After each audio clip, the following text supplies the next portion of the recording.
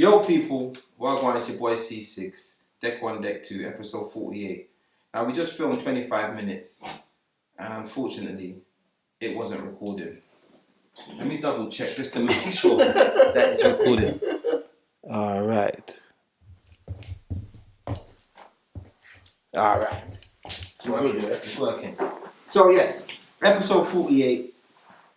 We've got, so now I know a bit more. Intro. You know what I mean? So, we've got certified DJ here, house DJ, household name. Everybody will know his name.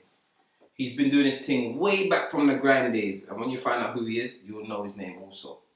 He's responsible for some of the biggest tunes in the Grime scene and likewise in the house scene. He's also the promoter of one of the biggest house events. Ladies and gentlemen, Majesty.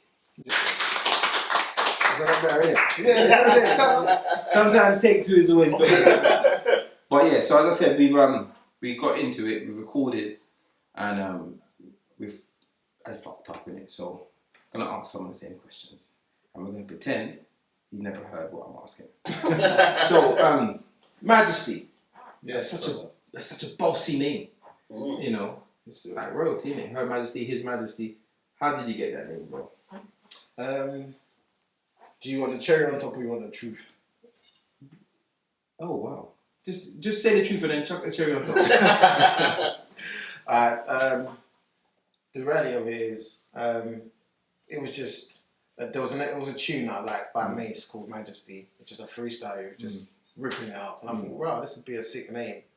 And then the other one was more like, okay, I'm thinking of a name, what should it be? It was between Phoenix and Majesty, but not Phoenix in the way that you think of it. So then I thought, I did a little broadcast, I asked a couple of people, and they all come back with Majesty. So, alright, cool, fuck it, I ran with that. Yeah, but, Phoenix sounds a bit soft. Yeah.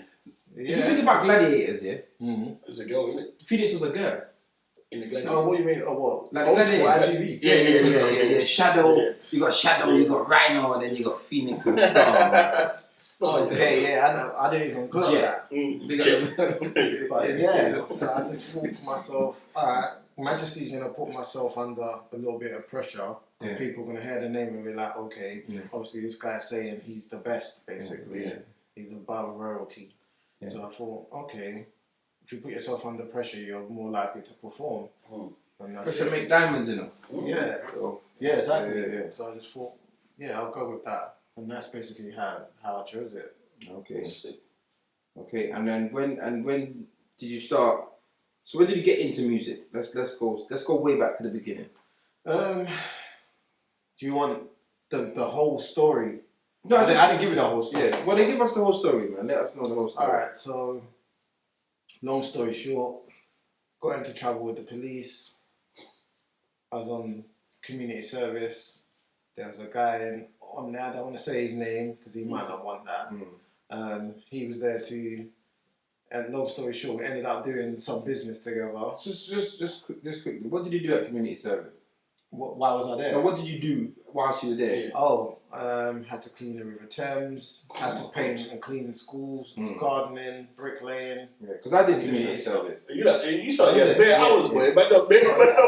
Yeah, how many hours did you get? Man made the whole school. Well, I got maximum hours. I got like 220 hours. Oh, so you had more than me. I had 150, but mine lasted 3 years. Oh, wow. Whoa. Yeah. Okay, but that time I got called back, not going, got sent away, blah, blah, blah. Now, my thing, I had 220 hours and I painted the Wick School in Clapham.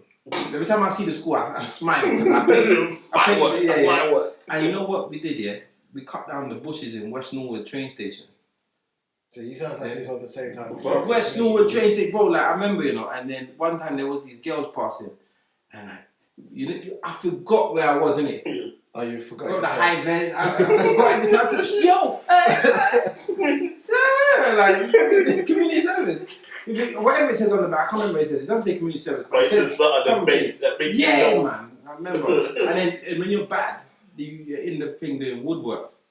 They got like a wood shop inside where you make. I don't know what they make. I wasn't bad. I wasn't bad. But the guy, my Cody, he got there and he had an argument with some youth, and then they put him in the woodwork and they used to bully him.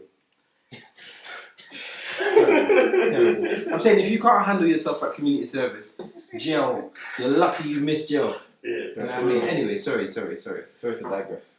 Yeah, so after I made that little bit of change or whatever, as the change was coming to an end, I said to myself, what can I do with this money that I could make money from in the future? And I just said, oh, fuck it, I'll buy decks. And I just bought decks. That was it. So are you self-taught? Yeah. I literally just used to just roll out of bed, onto the PlayStation, onto the decks, back to the PlayStation, back to the decks. That used to be the routine. So your initial, like, you had that many songs? Because I heard of people have like 2 songs and they just keep trying. I had about... So you must have had some interest. I must have had about 10 records. Yeah. And just mix them 10? Yeah, back to back, non-stop. You must have had an interest. But obviously you got both sides, didn't you? So you got got 20. You got 20. You got 20. Yeah, but you must have had an interest in it. Because, like, they don't, like, I hear you got some P's, you want to kind of flip it, you want to invest in something. But DJing isn't a fantastic investment. It had to have been something that you got to build. Or you were inspired by the top. It's not even. Like, I didn't realise how much people DJ'd until I started DJing. The man said, damn! What kind of stupid move was that? I didn't realise that there's bare DJs. I didn't realise that there's actually bare DJs. Everyone and his uncle's a DJ. Yeah, bare people as DJs. So I was like, okay, maybe it's more common than I thought. Yeah, okay. Whether done some genius out of the box move. I actually did. There's a gap in the market. I'm gonna be a DJ. Yeah, I hear that. Serious. And that was grime music that you was into at the time, man. That was more on the garage tip. Garage, okay. Yeah, and my girlfriend at the time, she went Iron Apple, and I was thinking, wow, well, all the MCs and that, I'm doing that. And that was it. So it was kind of like almost not like a revenge tip. But I was like, yeah, I can do that too. Oh, listen, you can there for them, man. Oh, okay. Well, I'm them, man. Yeah. You know what that sounds like? You know when your mum, you went to McDonald's, and your mum just made burgers. Yeah, with bread. Yeah, McDonald's is home. Yeah. I hear you still.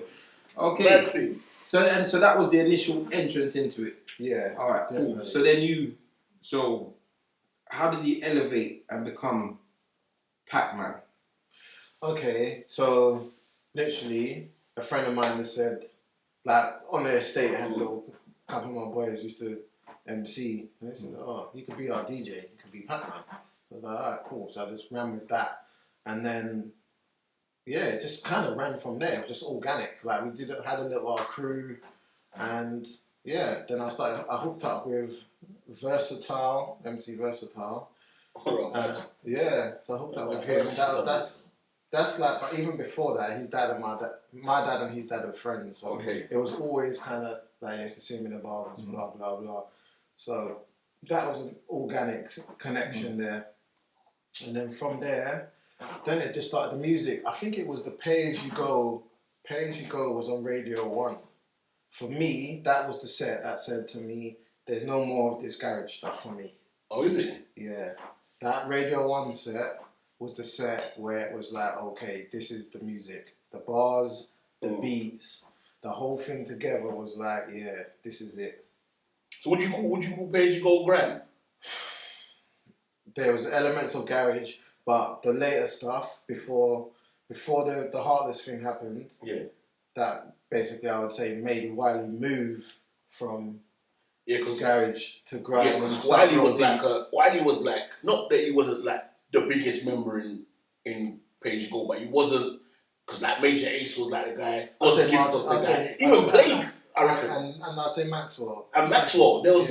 I'd say Maxwell was the top. I think Maxwell was the top. Yeah. You sure? Yeah, for what me. What about Major Ace though? Major Ace. I'd say it was them two. Yeah, he was for me. I think Major Ace. I would say. Yeah. I'd still say Maxwell because of the tune. Okay, serious. Yeah. Serious was big, but also we see the bashment style, yeah, it's more universal. No, that's for you, man. No, Bashment, but you man. got So to remember, everything bashment, but listen. You see, you know what it is. All right, you see, Richie Dan and Troublesome and all of those tunes, you got all of them. and Tubby T. Yeah, and you got all of them. Yeah, I got all of them. Yeah, yes, they have a bashment, dude. Yeah, but you see all of that, yeah, it made garage digestible For you. No, but for a lot of people. Because remember, hold on, listen. Enough people grew up on reggae and I know, but what I'm saying so is, if you got to think about it, Say like you got a grime friend, yeah, and then but you're a bashment, it's just because you know. you were there flow down. Then when you hear flow down Positive Rico, and you hear and Maxwell D,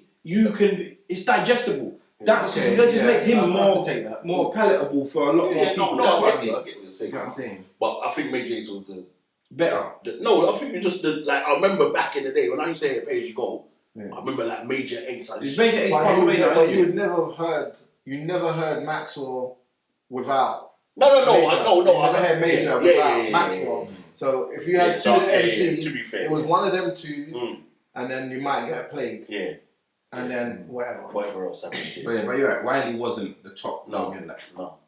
Yeah, I agree. Yeah. At that time, anyway. No. So you think that obviously spurred him on, and then Grime kind of started making that sound, so the darker that's sound, where it the kind of warrior comes sound. from there. And then obviously you had Eskimo. Like that Slimzy set for me was just groundbreaking in the sound of okay, this is what I want to hear. And then that's when you started to hear the sprinkles of people like Dizzy, Nasty Crew, all the other little crews, Maximum on Mondays, like all the other little crews started to spurge out. Yeah. And it kind of went from there. Okay. So you was a part of Wolfpack. Yeah, I was in Market Wolfpack. That's God's Gift, All in One, Maxton, Stamina, Discarder, me. Yeah, that was our little collective. God's Gift. He used to be in Page You Go. So he left and then because like what happened is when Page You Go broke up, all the MCs apart from Plague had another crew. Okay. And they were like the kind of like the leader of like each kind of crew that they had. So Major Ace had East Connection.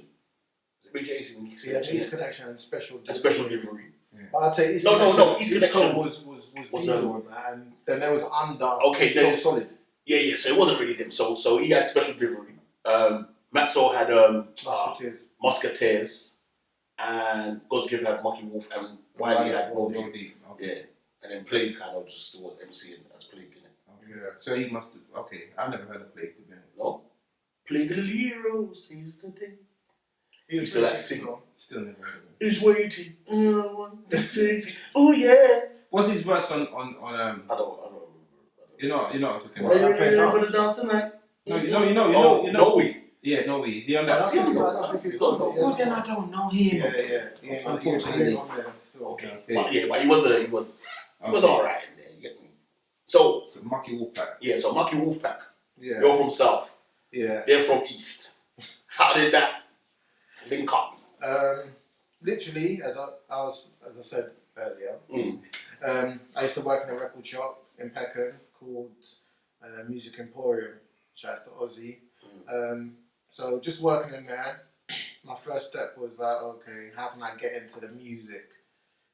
Someone said to me, work in a record shop, you'll meet promoters, you'll meet artists, blah blah blah. Yeah, so I thought, okay, cool, I'll do that. So I was working in there. Wiley came in one day, got chatting, blah blah. So it's sticker pin. You know what? I've never thought of it like that. You know, that's actually quite a sick move. That work in the record shop. And then obviously you meet the people within. Do you know what I'm saying? Yeah. I never thought of it. I just thought people that worked in like just like records. I just thought like, but the thing is, a You know lot what I mean? of DJs work in record shops. Like Yeah. and you got to have a love for it though. Yeah. You got because man go in there and ask questions. Yeah. And if you don't know, if you're in there just for money, And some men are in there for 3 hours just listening to songs. Yeah. Don't buy one. Don't buy one. Yeah. So yeah, if you really want to get into the music and you want to meet people, that's probably the best place. That's a good move still. So that's why I worked from there. Obviously, I met Wiley. He, long story short, So that's what Riley walked into the place. Yeah, he come to drop off his Bible. Yeah. So long story short, he said, well, I'm on radio on Saturday, come down. So I went, did the show, went back to back with Carnage. From there, he was like, alright, cool, this guy's alright. do some other sets, blah blah. Introduced me to Tinchy. Then I started rolling with Tinchy Strider. Yeah, and Rough Squad. Because that's when I was kind of That like. wasn't he like 11? Nah, he was like at that time he was like 14. Yeah. So Same yeah, but 19-year-old hanging around with 11-year-old is a bit weird. Yeah, but he used to roll with them when he was like what? I know 13 or something, didn't it? He used to roll with that roll deep. Yeah, he used to roll with them. But what you began to realise once you were in the actual circle, that it's a load of subsidiaries within it. So you've got Tinchy, who's from another crew. Do you get what I mean? And you got Dizzy. He wasn't really in Nasty, but he was. He used to be with Nasty. Yeah. And then you got like Scratchy, who used to be with the Wild Out. Yeah. So you had all different little crews that you kind of sucked in, but obviously they all hung around together. Anyway, so I started rolling with Tinchy, and obviously he had his older friends, like Rapid. I like that. Yeah. No, just for the record, he was the youngest. So then they introduced me to All in One and Stamina, and then outside of the music, me and All In used to roll a lot. We just clicked, like more or less speak every day. Then I'd go east most of the time. I'd be there more or less every other day, and then from there. Then it was like, then one day he said, "Oh, let's go to this spot," and then we went to this spot. He's like, "Come, let's go link Jerome." I was like, "Who's that?" He's like, "Oh, Gift." Then he was like, "Yeah, maybe you should be in Wolfpack." Is it? And I was like, I don't know, because I know me, and majority of the time, whenever I've been in a collective of people, it's always me kind of pushing the next narrative to the next level. And I thought, I don't want to be the person who's, giving this body. But I thought, alright, cool. Anyway, met Jerome, he was like, cool. Jen Wolfpack, blah, blah, blah. Started rolling with them. Yeah, but the same thing happened, basically. Like, that's basically how I ended up leaving Wolfpack. Okay. The same sort of thing happened. You're giving too much. Did you feel like you're the only one giving at one stage? The last straw for me was I got asked the Adidas sponsorship. So basically, once a week, you could come into the Adidas warehouse. You have 3 hours, I used to hear about this, and you just take whatever you want. Well, no budget. No, there's no budget. 3 hours. Yeah, it's like supermarket sweep on steroids. What? No, but it's not. Even though I'm saying you've got 3 hours, it's not that 3 hours goes really quickly because realistically you can only take, I'd say, about 3 pairs of trainers. You only take what you can carry technically. Yeah, basically, yeah. So you need to make sure, okay, and obviously you're going to take something for your girl, family, whatever, and obviously it's once a week you can go there. Yeah. So it's minor already. Whenever you just go back next week. But it's and a lot of the stuff's a one-off stuff. It's not stuff you're ever going to see. A lot of the stuff I had then, they've never come out. So, long story short, they're prototypes. And I used to go 1 week, I'd take a few of the members, next week Gift would go. And it used to go like that. And one of the weeks where the lady who used to look after us, who I sorted out, her name was Tendy, she said, okay, well, you can't come this week. Rather than Gift saying to them, alright, no problem, we can't go, they just went there anyway. Oh, good. So they've let them in. They've let them in, they've sorted them out, but they had a regional manager from Germany, and he was in watching how it went down. And obviously at that time, we hadn't even done any press or anything to secure our deal with them. So he just said, like, well, who are these people? What is going on here? Yeah, and because they were just going on so hungry, and then that got wiped up. Yeah, so, and I know people that's like, you're talking about 12, 15 years ago, that are still getting once a week to this day. Yeah, there's still some man who have got that link. That link is a solid link. I've heard about this. I heard that like one man got it and certain man like spread it in it. So like you're saying, like you might give it to another brethren and say, right, like you can get it, you know what I'm saying, and then he might get another brethren. But to lose it is fuckery. Yeah. Especially over a little. The thing is, it's not a one-off. No. So just fall back, bro. Yeah. So so that happened, and then from there it was kind of like, oh, do you know what? That's when I started thinking, well, I started looking at, let me go. At that time, grime was on the decline. You're talking like 2006. So as grime's on the decline, I'm thinking, okay, I'm still pretty young here. What am I gonna do? So I just did the uni thing. Went uni, got my degree. After I got my degree, I'm thinking, okay, right, 26, 27 now. What am I gonna do? Do you know what I mean? I looked at the music and I thought, okay, what direction am I gonna go with the music? The music seems pretty juvenile, so I've just kind of stepped back, gone into my profession with my degree, and I just thought, I was happy. Then my dad got ill, and I had to run his business for him. Then across the road from his business, there's a youth club.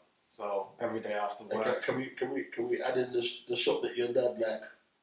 Can we throw that in quickly? Oh yeah, we could do that. So the TV show Desmond's, that's my dad's shop. The barber shop, Yeah. Desmond's, Yeah. is your dad's shop. Yeah. It's not called Desmond's. It wasn't at first, but then he changed it to Desmond's. We drove, when I was a youth, we drove past there. I remember my uncle said, yo, I'll show you something. Yeah, he drove past it just to show me Desmond. Yeah, okay. So that was my dad's shop. So obviously I met the cast, blah blah blah. So yeah, so maybe that's one of the reasons, subconsciously, why I ended up being an entrepreneur and that anyway, because I had my dad showing me from young, like, okay, run your own business, blah blah blah. But yeah, let's go back. So yeah, just to go to the youth club across the road. That's when around the funky house time. So you're talking like 2000. But this is 2009.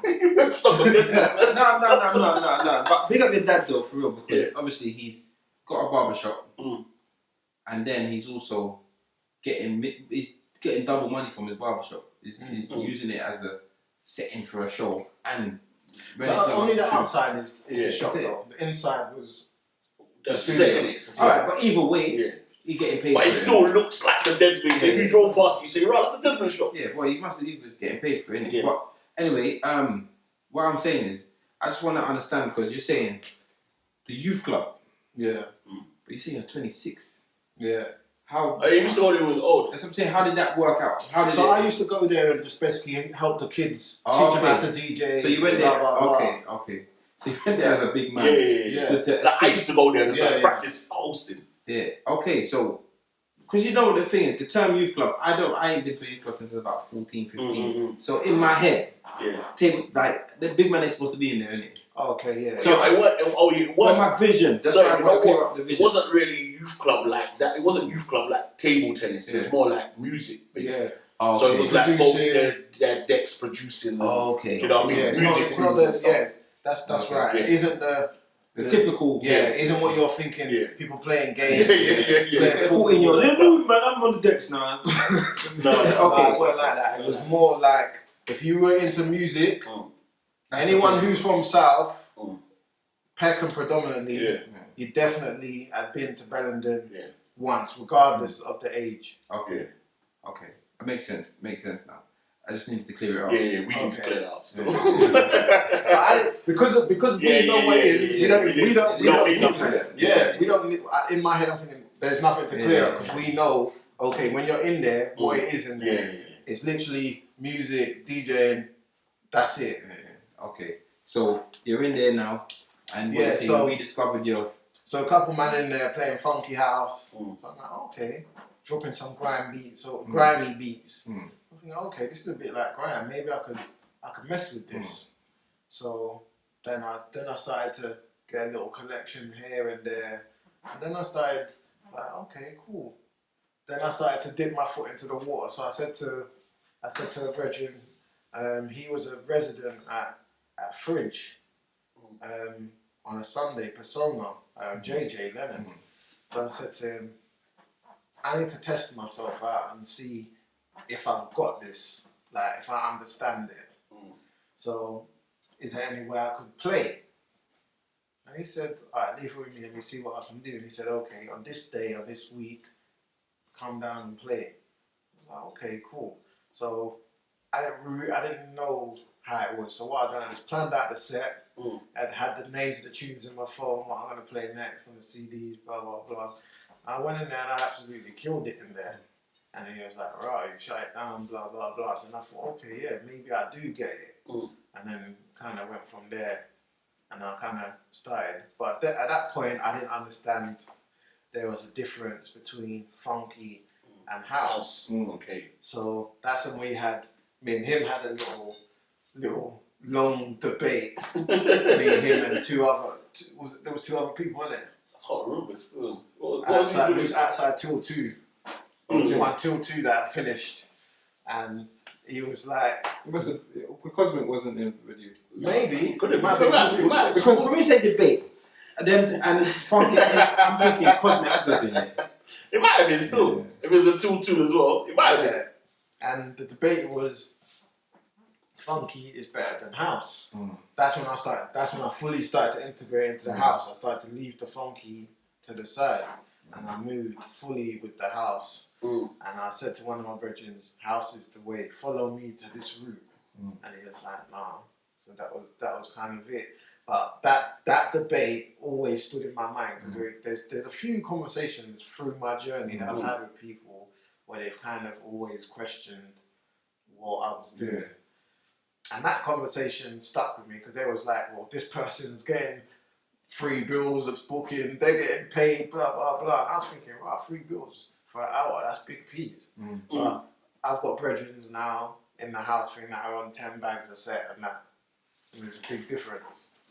Do you get what I mean? So, and they're getting, it's not that they're getting that 10 bags once a month, they're getting that like once, twice a week sometimes. So they're on big wages, and it was just obviously a big contrast now looking back. I think I played the wrong music. Do you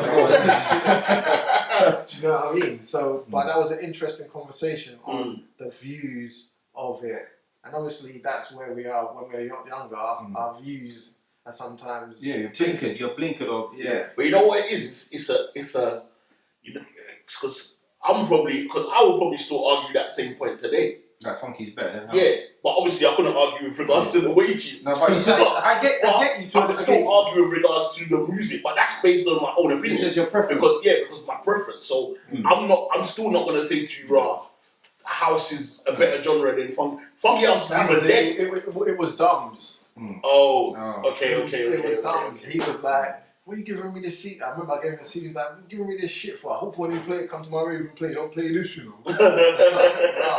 Man, it's just rubbish on my whole thing. But saying that, he came back to me about He's a house raver. He said to me, do you know what? You kind of knew the future still. You remember? Well, that's good. That's good. Because you see, the thing is, I hear you with your argument about funky, but funky was a moment. So when you look at a moment versus a sphere of everything, do you know what I'm saying? You're gonna look at the moment as better because it's just the best bits. Do you know what I'm saying? Like it's like a summary. Yeah, so you're just looking at this little bit versus the whole. Because house has it's had its time in it. It's had its time when it was popping, then it probably had a dead time, then it's popping, and then it's and that's like everything. Bashment right now is, to me, in a dead time in comparison to when it was popping, and things just have their time. When you look at things minutely, they would always look better. So I would say funky, but I wouldn't say funky. If you took the best of funky versus the best of house, funky would lose. But if you look at it at that time, 2010, from 2008 to maybe 2011, like if you look at them and you just compare them, you might give funky the edge. But if you look at house and just pick the best of house, house would yam it and spit it out. Yeah, probably. You get what I'm saying? Still. Yeah, because a lot of the time when people look at musical journeys, they base it on a lot of the things that were happening around that time in their life. So whatever they was doing, it brings them back to that euphoric moment. I was at. I'm thinking of Iron Apple. I'm thinking, funky's mad, man. Iron Apple days. It depends on all of those elements. So yeah, but that was an interesting conversation, and that was what I think that was 2000. I think that was 2009, 2008, 2009 when I really started and we had that conversation, and I remember I was just yeah, I just took it in. And I thought, okay. I think they're the times when the uni raves and that was proper it's popular. going mad. Yeah. Do you think that kind of like inspired you in some way? Like, even if it's just to go against the grain, like, do you think it was inspired? No, because it didn't touch me in a way where I felt I need to prove to my man he was wrong or anything. I was just trying to get you some peace, bro. Yeah. It wasn't that kind of debate. It was more just he had his views. Well, they had their views because it was all of them against me. Yeah, so it was 3 against 1. So it was, but I kind of stood my ground. I was like, okay, nah. But what inspired me, I would say, was Southport Weekender. Yeah. So I went to a Southport Weekender after a failed first audio hall. Okay, so your first audio hall was like a bad one. Was dreadful. I remember I took a loan out. What kind of money was you inputting into this audio? The first one, I think we lost about $6 grand. So we had an investor. I took a loan out, payday loan. I think, shit! I'm No, the payday loans with the APR of 4,500. It's mad. The second way. And I thought, I'm gonna do this, do that, and the thing is, it wasn't even a failure. We got 645 people on the first one, which isn't a failure. What was the aim and the capacity though? It's Coliseum, isn't it? Okay. So Coliseum could hold Like 2,000 or something. No, it could if you had that, but we wasn't gonna have you have all CC2 the other rooms. No. Yeah, exactly. If you got all of those rooms, you can hold near those numbers. Yeah. More like 1800. Okay. And we had just the main Coliseum, just the first main room. Okay. And we got 645 people. And anyone who does promotion knows when you lose money, it's always at the back end, and it's not even a lot of people. It's maybe like that extra 100 people that you didn't get is your profit, or your break even. Or your break even, or whatever. So we lost, and then that was on the day of Prince William's wedding. Yeah, so that was Friday, the 29th of April. And you remember So the day. He remembers the day. When does he don't buckle back with his body? He remembers the day and he remembers the number. 645 is an accurate number. Accurate number. But I feel like that the significance of remembering those things are because of where it took you next. Yeah. You know what I'm saying? Because even the name Audio Hall, I'm not gonna lie, when I first heard it, I just didn't get it. Because whore is it's a bit mad. But because I'm not a house guy, I looked at that. I didn't look down on it, but it didn't appeal to me in no way, shape, or form. I used to go house raves. A lot of people did say it because it was me who picked the name. But me and Stephen was thinking about the name weeks. This name, that name, this name. Maison Dumont and all these kind of names. Yeah. That was one of the names that was in there. And then I just thought, I was on the way to work on a Saturday morning and I saw a poster. I thought, okay, audio or I messaged Stephen, it's about 8 o'clock in the morning.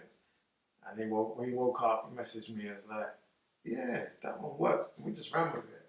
So there's a few iconic moments of people who actually sprinkled stuff on there. There's a guy named Dele, he owned I Wanna Funk You, and he was one of the people that I looked at who had the artwork that I thought, this is the artwork. So obviously I said, I've just got to go to him to get my artwork done. Went to him, he designed the Audio Hall logo that we still use today. He designed our first maybe 7 flyers, but he's a animated guy. He's not the easiest to deal with. But I loved him as a person, so I just stuck with him. And then he just showed me a few little stuff of how to do raves, how to think bigger, and what to sometimes do. And so there was that situation. But let's go back, because we're skipping away from the inspiration. The inspiration was when I went to Southport and I played at a chalet party. And from playing at that chalet party, and just the vibe and the energy. I went with Prempe, and yeah, I said to myself, this is what I need to do as a job, and that was it. So It's mad, you know. Just to say something, Right. just to touch on that what you're saying. See the chalet party, yeah. It's not the actual part of the weekend. no, It's not. Do you get what I'm saying? But the same Southport, but the Caribbean weekender. My first time at the Caribbean weekender, I did a chalet party, and I played for 7 hours on my ones. Me and Headback was just doing it in my own chalet. Yeah. I think we locked off the bedrooms and a couple people was in the front of me, but then it was outside. Yeah. But you see what man got from that. It's like it's the natural. electric. It's like a natural vibe, and it was totally separate from the organised event. Yeah. Do you get what I'm saying? So it's almost like a house party. It's organic vibes. You get what I'm saying? Whatever's created was just totally off the cuff because this isn't supposed to be happening. Yeah. Do you get what I'm trying to say? So I feel that. And I personally think because they stopped those parties, that is why they just took a nosedive and people thought, I'm not going because they wasn't getting that extra energy, that extra bit. I don't know. Not extra, but I mean that extra, like, you know, that bit where it's like off the cuff. Yeah, that's it's a special part. I don't even think it's that. What do you think? I feel that people just associated that experience with the whole thing. Okay. So do you know what I mean? So where they try to almost make it like that's illegal, they almost shot themselves in the foot. That really what they should have done is embraced that. Okay. And said, okay, but maybe make it more controlled. Control it. What they should have done is they should have just done exactly what we done. If you're a DJ, I'm a DJ, you're a DJ. I come in. Who's the last person to play? You. Okay, and I'm after you. And that's how it went. There was no arguing. Come off. Blah blah blah. People just played their time and was grateful. However long it may be, half an hour, 45 minutes, whatever. What they should have done is they should have just said, okay, first come, first serve. They get a list. You write your name on the list. Whoever comes there first, these are the people that play. This is the time they play, and that's it. And put it in that they had scope for different things, and they could have had a bar. They could have monetized because I think they don't sell drinks, so they look at it like the organised event. I remember, sometimes you burn out the people there. That's what I was gonna say. You burn them out. Could it have the adverse effect where for the ravers don't do the raving? I think for the promoter, when you go to these weekenders, anything outside of the organised events will have an effect on the organised event. If I go to the chalet party and get drunk or the drink that I bought into the place, I might miss the party tonight and not buy no drinks at the bar. Yeah. So it will have an effect on my attendance to the party and my spending at the party.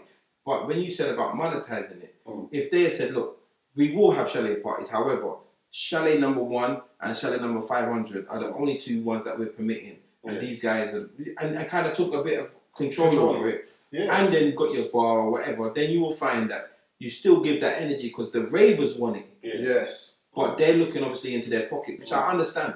But if you look at it, long term, their pockets have been hurt, full stop. Sometimes you have to look at it as, okay, we've made our money from your attendance. Yes. So And sometimes and more numbers are probably going to keep coming because of that extra element sometimes. They definitely would have. Because when I went, I think I went the year after lose that. a pound trying to save a penny. Yeah. Yeah, basically. So I think I went the year after that, and it just wasn't the same. Well, the same. They basically locked it down. I think I managed to play at one. I think it was me and Prempe. I think it had C Sharp and Manio, and then Music Man. I think that was it. I think Kismet was there as well. I think Seth Combo, and we all managed to get a little set. And then they kind of just done anything. What we spoke about on the first one that we haven't actually spoke about again is the white labels. Okay. So, for those who don't know, Majesty or Pac-Man at the time was responsible for some of the biggest grime tunes and the grime remixes that were out on white labels. So what you were hearing in the raves was probably because of this guy. So let's have a little chat about the white labels, how you got into it, because it just clicked to me. He used to work in a record shop when he met Wiley and all of that. So his understanding of the connection and how to make things happen is probably the catalyst to what you're going to hear. So let's talk about the white labels and how you got into them, and some of your techniques used. So went studio.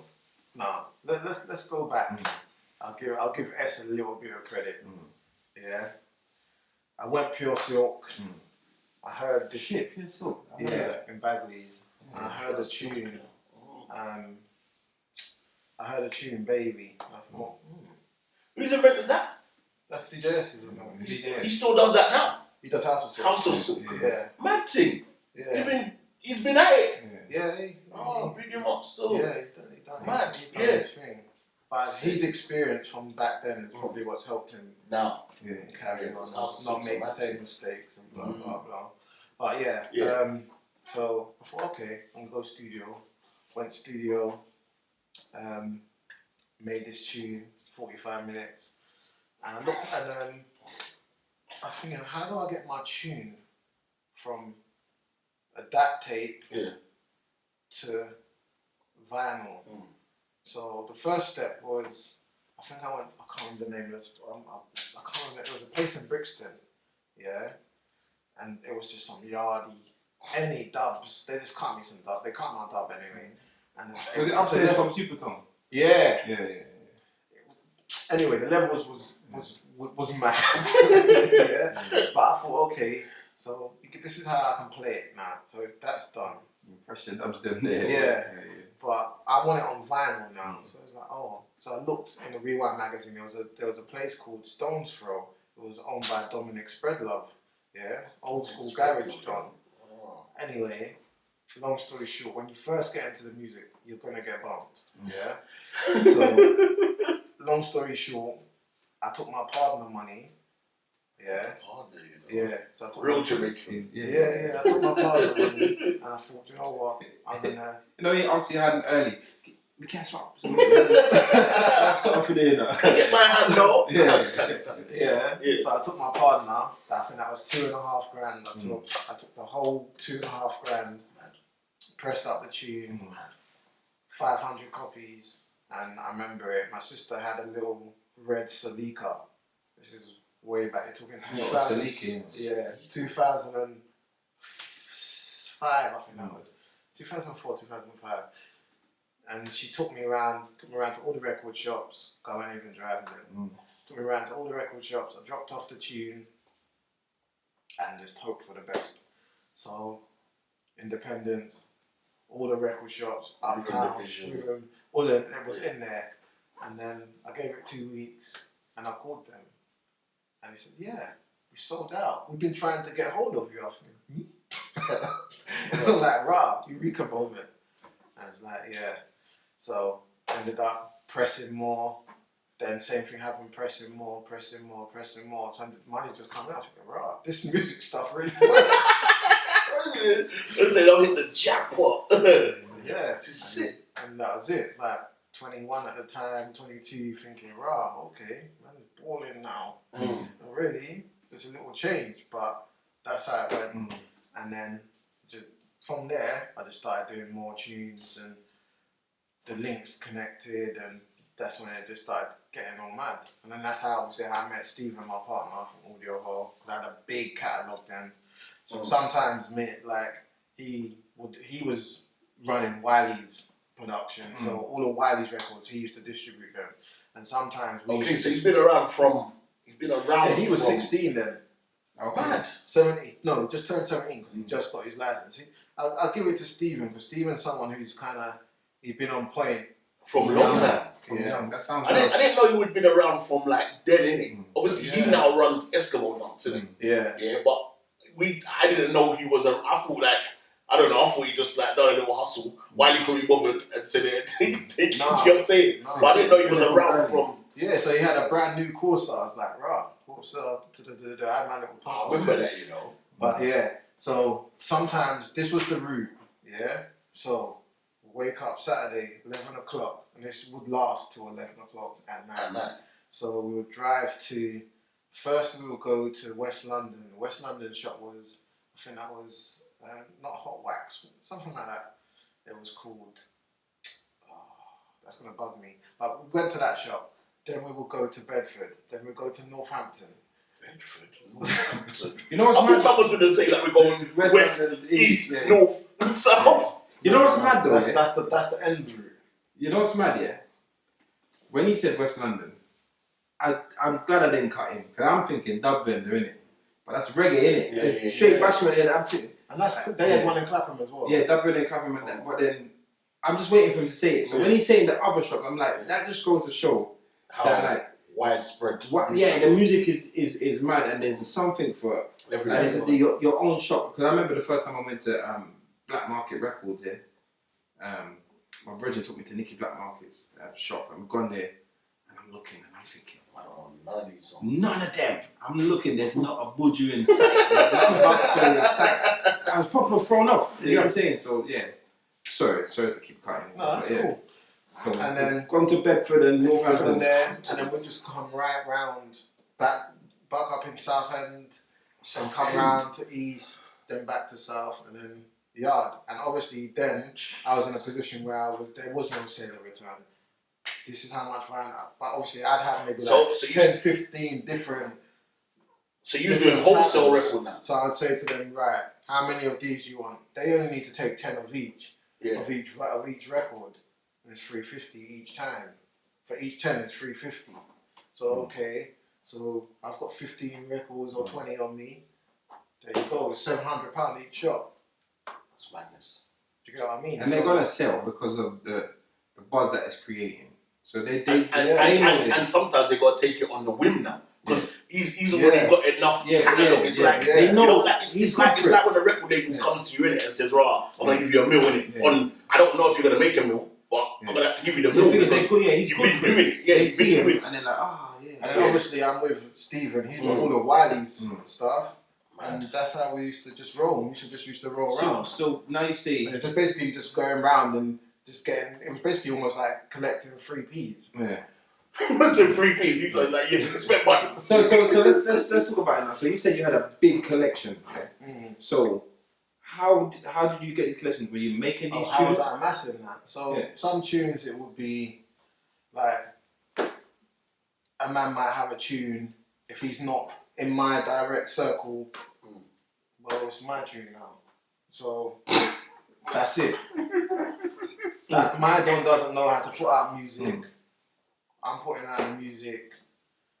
That's it. So like man would like I'll make a tune, Yeah. or I'll do a remix, or I've got something that's popping, Yeah. and now I'm hearing it everywhere. Yeah. And you're confused, right? No, and And remember, if he's got and the other part is if he's got the links to the record shop, you might go to the record shop and they ain't even gonna tell you that he bought it. Yeah, but like, where'd you get that from? Who did they're not saying some guy bought it, I don't know, just came in. And because I used to get the blame for everything, I used to say to them, well, when the artists used to call me, I would say, well, I can't do them all, can I? So that almost worked as an alibi as well. Okay.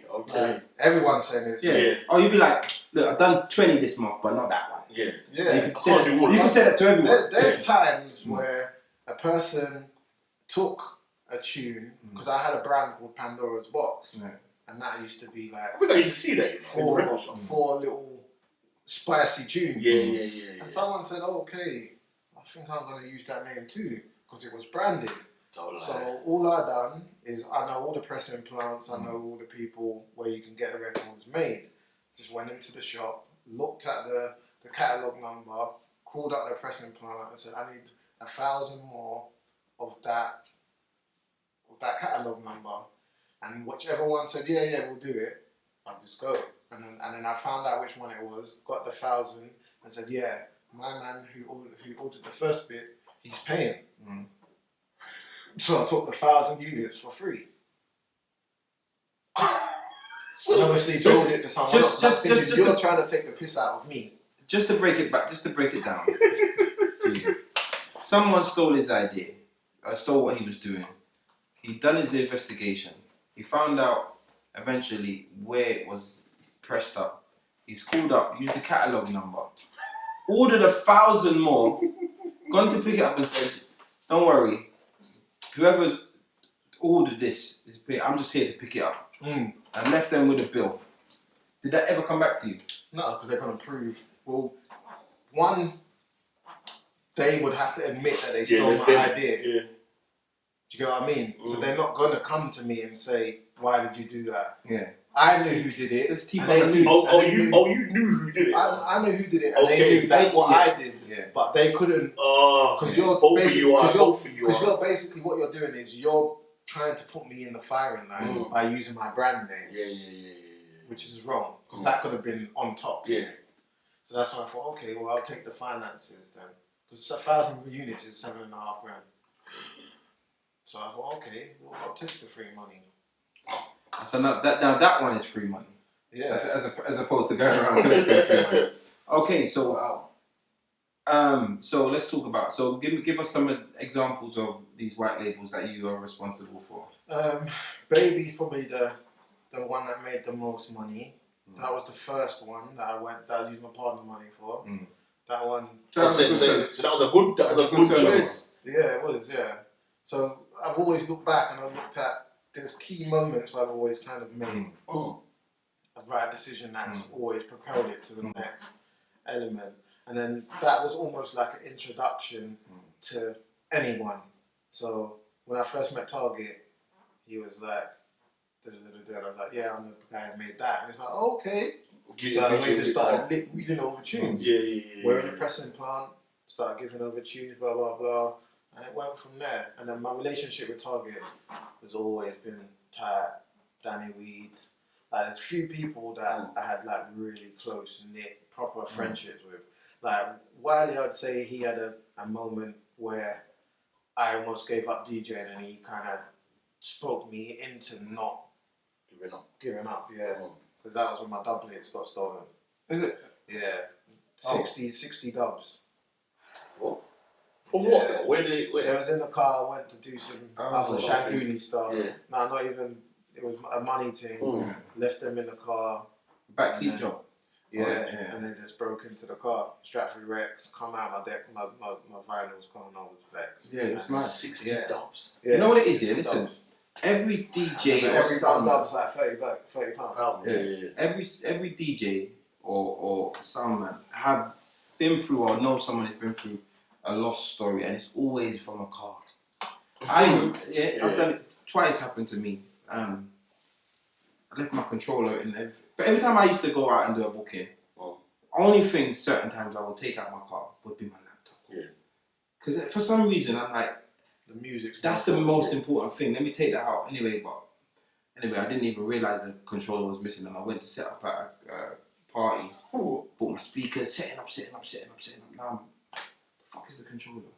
Someone's nicked the controller. And you didn't even realise? I didn't even realise because it was living in the boot. You get what I'm saying? The controller was living in the boot. But you didn't realise someone had gone in the car? I don't realise they'd gone in the car, and I think I left it open. Do you get what I'm saying? And you know, like the thing sticking up, someone probably just opportunist and nicked it. So that's a controller out of a car. I remember one time I set up after a dance, finished a dance, set up. This is years ago. This might have been about 2002. I had big speakers. Them time they, you know, like they were all passive, so big amps. Got all the amps, load up the car outside the house party, gone inside, chatting up my fucking idiot. Chatting to her, man, and she wouldn't let me go. You know, like we were flirting, but she was overdoing it. I was overdoing it. She was probably setting me up. She was probably the brother's girl. You get me? 2 more minutes. Yeah, I didn't know he got the door like that, man, because I didn't get nothing from that. You get what I'm saying? And then come out and the car's bust, and they took the fucking amp. Got these big old stinking speakers, but they can't be driven without the amp. Yeah. And I'm thinking, whoever stole the amp's strong, you know. Bro, it's heavy, bro. Yeah. There must have been 2 of them to get to teeth it and take it out. Because I put it behind the seat and down. You know, like when I used in the morning, I got a step on. They stole my shit, man. So you need to get in the car to get it out. Yeah, so, but that just goes to show the car is a thing, like enough DJs. So I said all of that just to say, do not leave anything in the car. When you get home, even if you're tired, take it all out. Yeah, it's not worth Take it all out. You know what I'm saying? 60 dubs that you cannot get back. Yeah, that's madness. It's not, this ain't no laptop, MP3, hard drive, mini disc, whatever. This is physical. You can't get it back. So people just let that be a lesson. You get what I'm saying? But yeah, Wiley called me and was like, yeah, he said, yeah, man, when my dad was taken, I cried. And I was like, yeah, so did I. I was like, rah. And I thought... You shared a moment there. Yeah. Because I actually was like, I cried for my music. So I was like, rah. It's not like at that time, it wasn't just the easiest thing to replace. So like, going back and pressing the dubs that I already had pressed before, that was like, really like... When did this happen in your career? Was it later on? This is kind of early on. Okay. Is this before? Yeah. Is this before the white label stuff, or after? This is just in between, like, so it's kind of like, I would say it's just before. Oh, okay. Yeah. Because I was gonna say, like, do you not like if it was after, I would put it to karma in certain aspects. But if it's before, then I feel like that would kind of propel me to do what you're doing. You know, like, people take my shit, then I'm gonna take whatever. It was before. It was before that. So these are the times when I was doing the prank calls and all of that online. Me and Versatile used to do the prank calls. I reckon if the prank calls and that was around now, would have been mad. On radio? Yeah, our prank calls used to be nuts. Okay. We used to, every Monday we had, we used to do the Whole Buster and we used to do the prank calls. Yeah, the Whole Buster was a big show. So shout out to Versatile. The Whole Buster. Yeah, so basically, here we go. So basically, someone would text in and say, you know, this is my girl or whatever, and then we'll call her and we'll try and draw her on the airwaves. And a lot of the time, we would get through. And then we would say to them, what are you doing now? They'd say, oh, you know, I'm just chilling, blah, blah, blah. Listening to this radio show, you know, it's kind of sick. Like, put it on. You just hear, as soon as they hear themselves, you just play the ludicrous tune. And we move on to the next one. It used to be sick. The Whole Buster. That's hilarious. Some of you used to come up with that now, like take that idea and run with it, because that's a sick idea. So. That's funny. Man, we used to do that. Rap the girl live on the video. Yeah, no, I don't have a boyfriend. Nah. You know, like all of that. Yeah. Obviously, they had to give us. Yeah. You need to give us information of what we can say when we met them, what they do, blah blah blah. It used to be pretty good, and then obviously we used to do debates and different stuff. So that's sick. That's sick. All right, so let's now get into it now. So, Majesty. So that's Pac-Man gone. Come back in the business. Why did you not come back as Pac-Man? I just wanted, obviously, all the rigmarole, all the stuff that I'd done with the grime stuff, badding people up, and all of that stuff. I just thought, you know what? If I want a clean, fresh start, I've got to start fresh. And obviously it was hard for me to get rid of the pound because I'd done a lot of stuff. Big raves, abroad, blah, blah, blah. Like, a lot of big stuff was behind that. Obviously the tune with Chipmunk, blah, blah, blah. There was a lot of stuff behind me that I had to think to myself, okay, let me leave that. And then, and then I just thought, let me just start fresh. If I want to be respected, then just start again, no headache, blah, blah, blah, people trying to block you and all of that. I just thought, I've got to just start fresh. I hear you. So, now, big house DJ, like very, very popular name in the house, which is testament to yourself to get a second wind and to come back and still be at the top, you get what I'm saying, or within the top level. That's sick. Have you made any house tunes? Is there any tunes out there that you're responsible for? I've got a lot of releases, but the main one I would say that everyone kind of talks about, I would say is the They Want You, the one with Kelly the Rock, do that dance that you do. Yeah, I'd say that's probably the biggest one. But there's a couple others.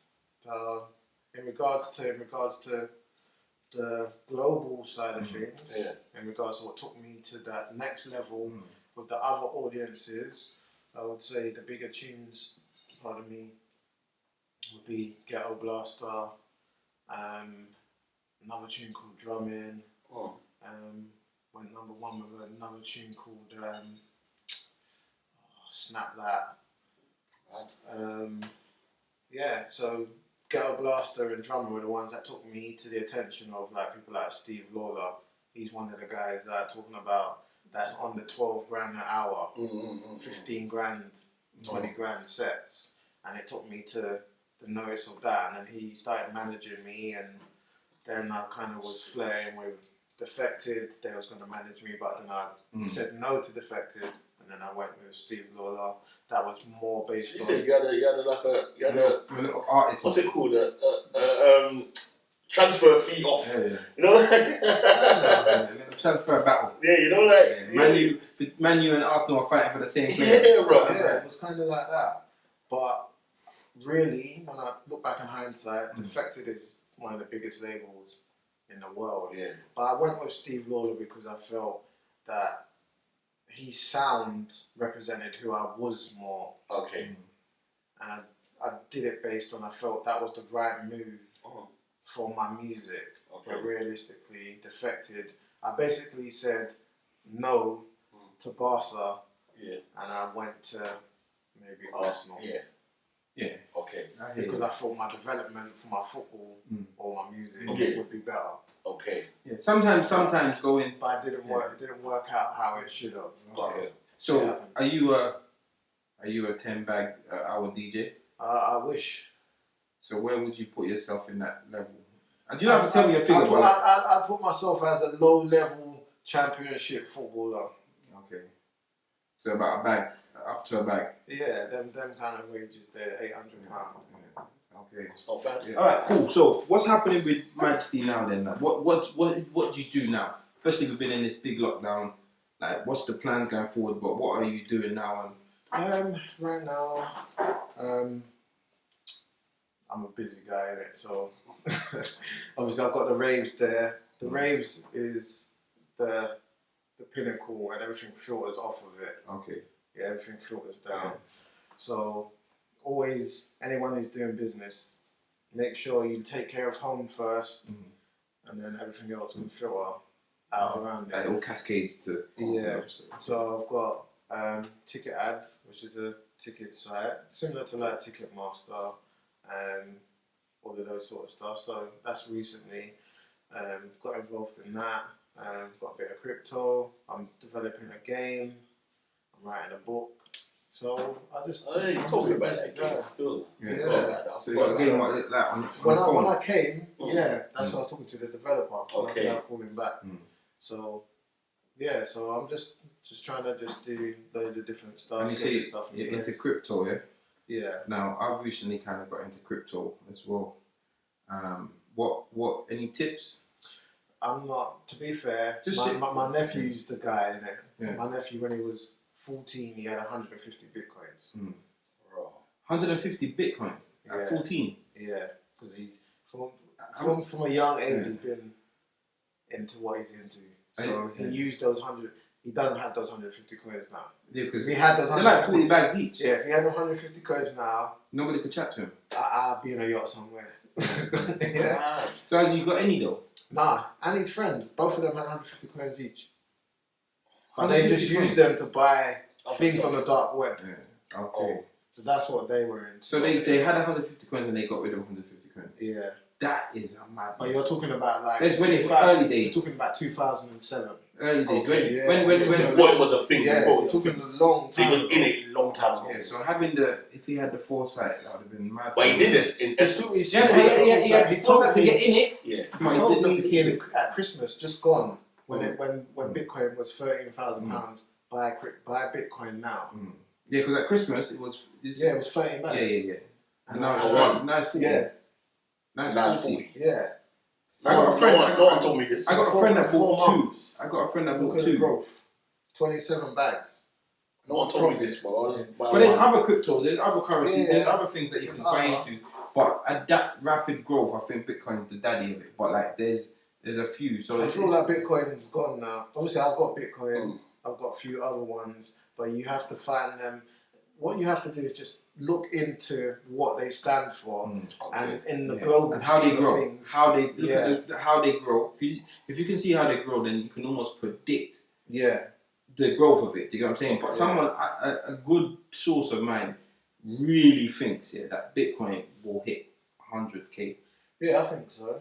By what you've got to do possibly is end of the you've year. got to say to yourself, okay. You don't have to buy a whole coin, by the way. Yeah, You can invest in anything. Okay. So it's worth. I'm gonna send you I'll send you an app that I use. I use an app called Coinbase. Yeah, that's what I heard about this. Bro, to be honest, just study for yourself so you can take it in how you take it. Because I had a lot of people firing information at me, and it was very hard to digest. So I just done it all down, and took it in for myself, and invested a little bit, and then saw the growth, and invested a bit more, and then I picked even. It's a long term game. Yeah, it's a long term game, yeah. and I even picked coins that like have that are worth. There's a coin called Loop Ring, yeah, and I bought them. It was 15 pence a coin. Yeah, and I spent £100, and now it's 50 pence a coin.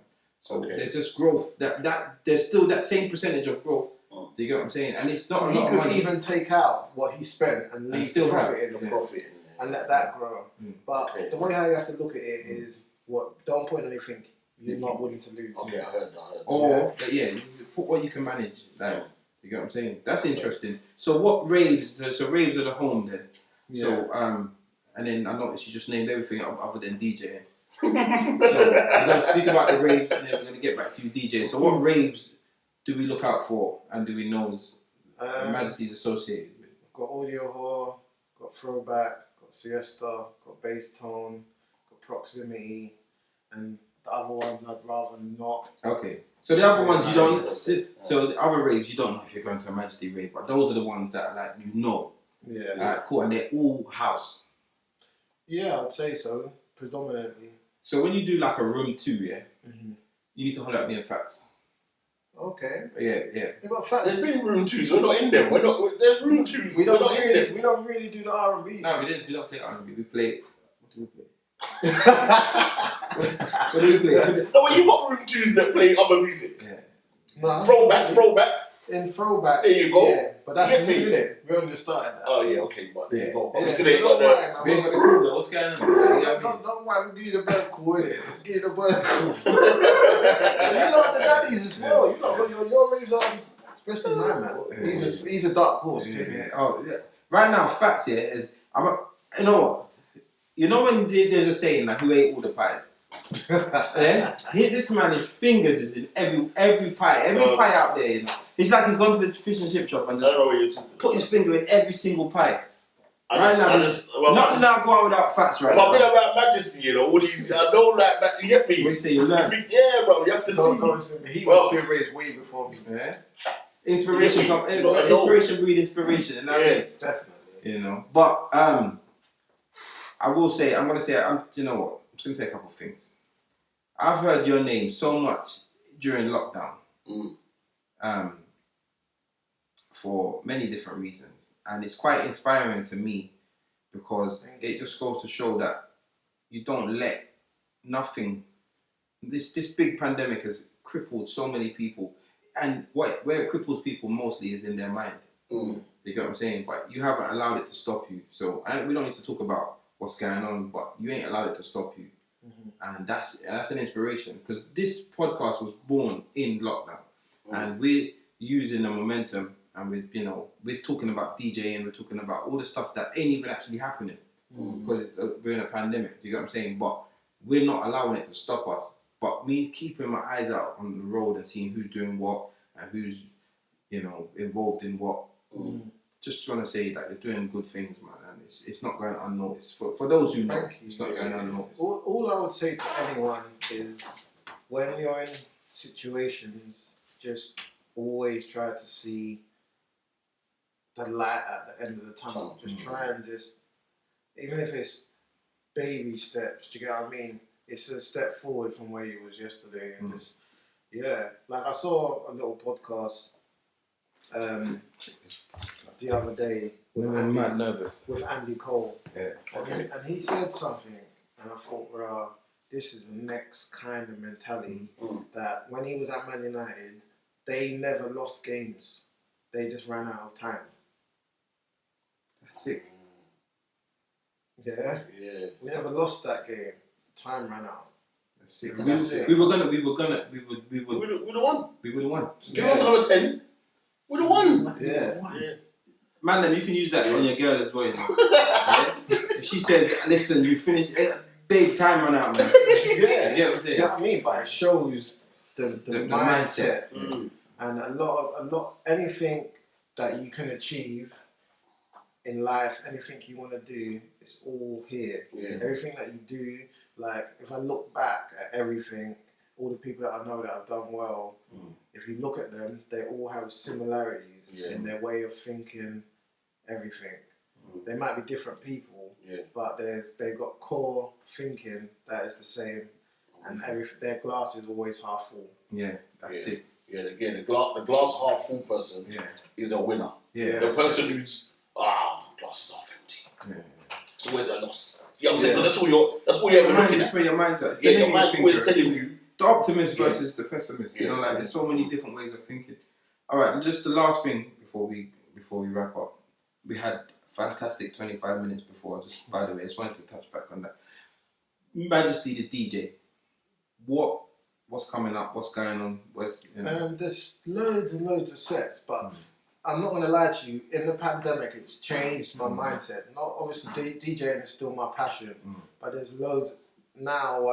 It's more in line with getting things in order, making sure everything's in place. Like I'm never going to stop the DJing, the music, like searching for music, pioneering new music, being able to see the future, because that's always what's kept me. If I look back to when I first came through, I'd say I came through in 2012 was the breakthrough moment where every single car you'd go into, a Majesty CD was in there. So that was 2012, and that year I did maybe 300,000 CDs. So everyone was listening to a Majesty CD at that point.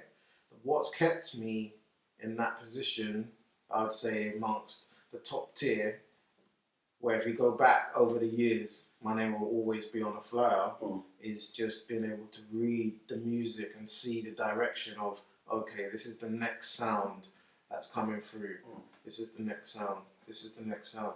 And there's loads of times where I've overheard conversations, people saying, Majesty shit, man, he's gone shit, blah, blah, blah. DJs saying, yeah, man, he's playing this calm down music, da-da-da-da-da. That's the music they're playing now. So you're saying you've been ahead one step ahead? They're still, so what ends up happening is they just end up being behind. Yeah. They're always behind, because I always have to be like, this is what's next. And they join. Yeah. So that's what happens. So I always laugh back. There's two DJs that said, yeah, he's lost it, laughing, and then the music came through, and then the same thing happened again. The music come through. So once, and then I've had ravers come up to me and say to me, "Oh, your music, man, it's gone funny." Them same ravers come up to me a year or two later and say, "Yeah, you the truth." So I just love that. I love that. All right, I forgot to ask you, so you was there early days of grime. Who is your favorite grime MC, or who's the best to you? I'd have to say Prime Wiley. Wiley in his prime. Yeah. Hello High Times, he was unstoppable. Wiley's a top player still. Yeah. And it's not because of my relationship with him. Yeah. It's just at that time when he was doing the Hello High stuff. Yeah. Ridiculous. He was unstoppable. Alright, and what about house-wise? Hosting, or like who's your in his house there ain't no host like that. Yeah, but, alright. You don't have hosting. In the house, no, not really. Not in your house. In the house. hosting thing, I think it's pretty easy who the guy. Well, everyone's It's steps, isn't it? Yeah, four steps. Sorry. No. I can do that, but I can do the other stuff. I'm. Yeah, the thing is with house, yeah. You know what I've noticed with house is that I just feel like, firstly, some DJs don't want their host or whatever. It's cool, whatever. But who's your host of choice? And if I was to book you and say, look, I need. But his house don't need a host. No, but if it was a must. Yeah, if it's a must, and they say, look, bring a host, and it's got to back. Yeah, I'd say Cold Steps, because he's a vibe, man. He does bring a vibe. Yeah. That's what I'm saying. So that's the question. But I know that the music you play might not necessarily need a host. But if you did, alright, cool. cool. And I need to know that obviously because I'm just trying to understand that world. You know what I mean? Yeah, our world, there's not really any hosts at all because it just, you can't really ride the rhythms like that. Yeah, it's not not that kind of house. So who's your top? All right? Apart from yourself, who's your favorite house DJ? Like if you were to have your ultimate party set, and that guy will have the main set at your ultimate party, but it can't be you, and it can't be me, obviously. if he's on point and he's moving how he needs to move, because he doesn't move on point how he needs to move all the time. But if he's moving on point, it's Jamie Jones all the way. Okay. But you don't get Just the say real old Jamie Jones every time. No. No. So He only plays on point if the DJ before him is firing. Then he comes on. Okay. Let me He show you rides what's that going on. energy. Okay. Yeah, but a lot of the time he sets are just they're wonky. Okay. But when he's ready, he's Top 10. Yeah. Mr. Jones, you heard it here. Sort it out. All right, brother. Enough love. Thank you for passing inviting through. me, man. It's all good, man. And yeah. Sorry for being late as well. Yeah, and I'm sorry for fucking up the first 25 minutes. What you give them your apps or give them your socials. Oh yeah, at Insta at Majesty DJ, Twitter Majesty Music _. Yeah, that's it really. Are you apologising? Why are we apologising? He apologised for being late. I apologise for messing up. What are you apologising for? Let's just share in a moment. I was here on time. Everything was fine. You were here all the time. You messaged me at 4:45 saying, yeah. I'm here. I said I'm here. Yeah, but you meant to be there at 4:30. I was here. Alright, I'll let you know. I was here. But once again, facts don't have anything to apologise for. No. It's always me. Big up.